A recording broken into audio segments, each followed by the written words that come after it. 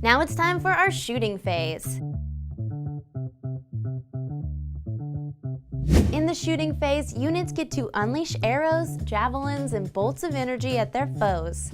Every unit in your army that has missile weapons can attack in the shooting phase, but not all units will have missile weapons. If they do, you'll find details on their war scroll. To begin, pick a unit in your army armed with missile weapons that you'd like to shoot with. Next, you need to select an enemy unit or units as the targets of your unit's shooting attacks. Not every model in the unit needs to target the same enemy unit. You can, if you wish, target a different unit with each model. For example, if you were shooting with these 5 castigators, you could have 2 of them shoot at these Grave Guard and 3 of them shoot at this White King. Some models are armed with more than one missile weapon. These models can shoot with every missile weapon listed on their war scroll, and if they like, can target different enemy units with each different weapon. Some weapons allow their wielder to attack multiple times. Again, each of these attacks can target either the same or different enemy units.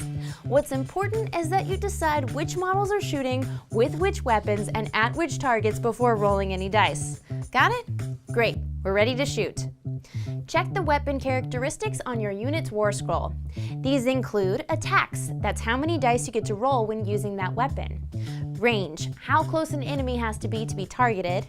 To hit, what dice result do you need to score a hit? To wound, what dice result you need to score a wound. Rend, the weapon's ability to ignore some or all of the target's armor. And damage, how much damage each successful wound deals to an enemy. Let's see an example, shall we? This castigator right here is armed with a Thunderhead Greatbow. The Thunderhead Greatbow has a range of 18, so obviously there's a lot of stuff he can shoot at. We're gonna select this very unlucky Grave Guard as the target. Next up, we gotta roll a hit. We roll a dice for every attack the weapon has. In this case, just one. To score a hit, the result we need to roll has to equal or beat the 2-hit characteristic on the war scroll. Our castigator needs a 3+, which is a result of 3, 4, 5, or 6 on the dice to score a hit. If we roll a 1 or 2, the shot misses and nothing further happens. Okay. We rolled a 3, that's a hit. Now we'll roll again to see if we can manage to wound the Grave Guard. The Thunderhead Greatbow has a 2 wound characteristic of 3+ again, so again we need a 3, 4, 5, or 6. Yes, got a 6. That scores a wound. Almost. We've not dealt with the Grave Guard yet, though. Almost every warrior in Warhammer Age of Sigmar is wearing some sort of armor and gets to take a saving throw against losing any wounds. If they have one, you'll find a warrior's save listed on their war scroll. This Grave Guard is reasonably well armored, and so his save is 5+. As we scored 1 wound, he has to make 1 save and rolls 1 die, needing a result of 5+ to ignore the wound. Anything else and the wound has bested his armor. But before we check that save roll, we need to check one final thing: the attacking weapon's rend characteristic. The Thunderhead Greatbow has a rend of -1. This means that anyone making a save roll against it has to subtract 1 from the results of their roll. Pretty cool for him. Our opponent rolls their dice in hopes of saving the Grave Guard. Ooh, a 5. Now normally that would save the Grave Guard, but when we apply the rend characteristic of -1, this changes the result to a 4, which is not enough to make a successful save. The Thunderhead Greatbow has punched straight through the Grave Guard's armor to inflict maximum damage. The amount of damage is detailed on the war scroll. A Thunderhead Greatbow has a damage characteristic of 1, meaning that each unsaved attack inflicts just 1 damage, so they lose 1 wound.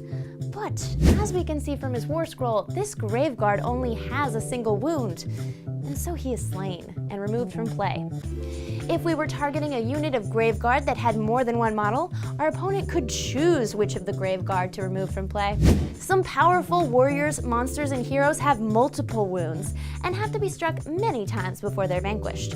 The rest of our unit is going to target this White King, a powerful undead hero with multiple wounds. The 4 castigators targeting the White King are all attacking with the same weapon at the same target, so we can roll all the dice together.